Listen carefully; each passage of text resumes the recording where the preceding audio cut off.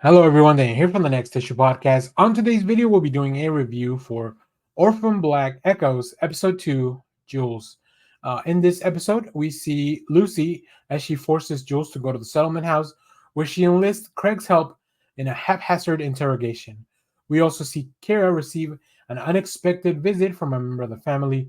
Billionaire Paul Darrows raises an alarm with his team in his search for Lucy. Um, Before I get fully into this review, uh, I did not enjoy this episode very much. It was probably just fine, it was as good as the first episode. But if you guys saw my review from last week, I was not super enthralled by the first episode either. I think it felt to me very middle of the road, and that is unfortunate. I think one of the things that this show has unfortunately going against it is that on Sundays when this airs on AMC Plus, or when this is available on AMC Plus, uh, I usually watch Interview with a Vampire first, and that show is fantastic. It's magnificent, and so like it is very tough going from a show that I love and I keep following week to week, and I'm always very excited to go see the next episode, to follow up with this. It's just difficult to do that. So that is definitely unfortunate. But I think I'm going to give this show one more episode. I think the first review video was received pretty well by everyone. So definitely, if you want me to keep covering the show, please watch the video, leave some comments, let me know. Because otherwise, I think I'm just, like I said, I'm going to give this one more episode and then we'll probably move on if we are still at the same quality level. I'm just gonna move on from making these videos. I might still watch the show. Maybe I'll watch it when the season's over, but it is definitely not my favorite. I don't know how much of that is due to me not being familiar with the original Orphan Black show. I also feel like if that show is really good, and this one is only also just kind of middling compared to it, maybe it is a good thing that I haven't seen the original show. So either way, we're gonna get through this one relatively quickly. Like I said, overall, my main thing is that this show is just not hitting like I was hoping that it would. I want the mystery to be a little bit more entertaining. Oh my god, there's a character that shows up with a big bold choice of an accent, and also some makeup and a wig to maybe age this character up, because I believe this might be a character from the first show that's supposed to have aged by now, after this, since we are in the future. Um, I think the highlight of this show for me is the scenes between Kristen Ritter and Amanda Fix, who played Lucy, our protagonist, and Jules, who we believe to be, or Lucy believes to be, her clone. So yeah, as I mentioned, we have Kristen Ritter plays Lucy, our protagonist. Keely Hawes is Dr. Kira Manning. Amanda Fix is Jules Lee, who we believe is a young version of Lucy. Avon Jogia is Jack. Zarella Langford is Charlie.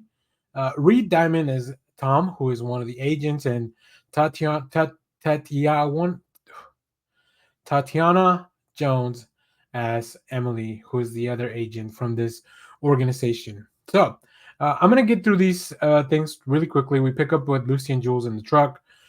Lucy is taking her, as I mentioned, to the settlement house. We also, like I said, Uncle Felix comes in with a pretty bad age makeup. Uh, all the little subplots for this, like, I don't really like. They're just not piquing my attention. We do see, like I mentioned, Lucy going back with Jules to the settlement house, where she's interrogated, tied to a chair. Lucy has very little chill. But one of the things that I did find interesting was not only did they find somebody that relatively looks like maybe a young version of Kristen Ritter. But Amanda Fix has really picked up on a lot of the mannerisms that Kristen Ritter has as the character of Lucy, which is great. I think that part is actually really good in the show. So yeah, Lucy and Craig. Craig playing kind of like the good cop, bad cop, and he's the good cop and the good cop, bad cop of it all. With Lucy as they question Jules, and then we continue to follow the agents to a farm to inform, like, maybe the head of this organization, the scientist at the top, that Jules has gone missing. We do discover that Jules does not have a little brand on her shoulder, like Lucy, like whatever. barcode or whatever they keep to track her. But she does have a scar on her arm, which is really interesting. I feel like that's like a defect from the printing, which is kind of cool as a, like when you do clone stuff and all that. I think having little things that give away that you are a clone can be fun. So Jules ends up stabbing Lucy, and she manages to escape from her. She goes back home and kind of pretends like nothing happened. So we do discover that Jules is adopted. She has a sibling where both of the kids kind of live in this house. There's a lot of problems with the parents, and the relationship is very fractured. Uh, and we do see that she tries to reach out to her grandfather, who we end up finding out is a paid actor. So like this is all a facade, and we are definitely getting the reveal of that. Like I said, that part is very, very interesting to me. It's really just all the other stuff, right?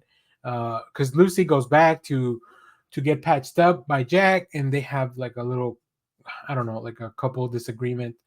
I don't really care for that stuff. I don't really care for some of the other subplots. All the stuff with the agents feels like very, like, why are they not acting a little bit more aggressively? Yeah, either way, Lucy goes to an office where she does get a scan. She goes to where Jules's adopted mom works, and she gets a scan.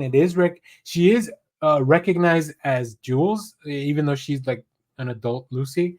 That part, like I said, also very interesting. But then the rest of the episode, like Dr. Manning and her uncle go to like this club. I don't know, like it was just stuff that I didn't even.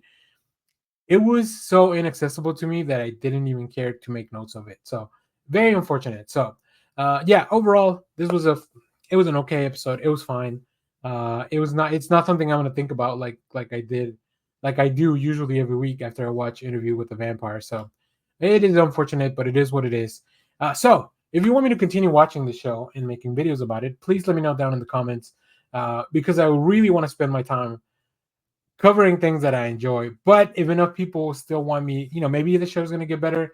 I know there's a few reviewers that were able to watch like the first 5 episodes already.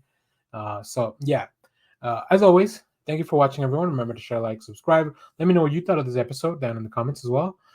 And stay tuned because we have more comic reviews, trailer reactions, TV recaps, all that fun stuff in the channel. Thanks for watching, everyone. Bye bye.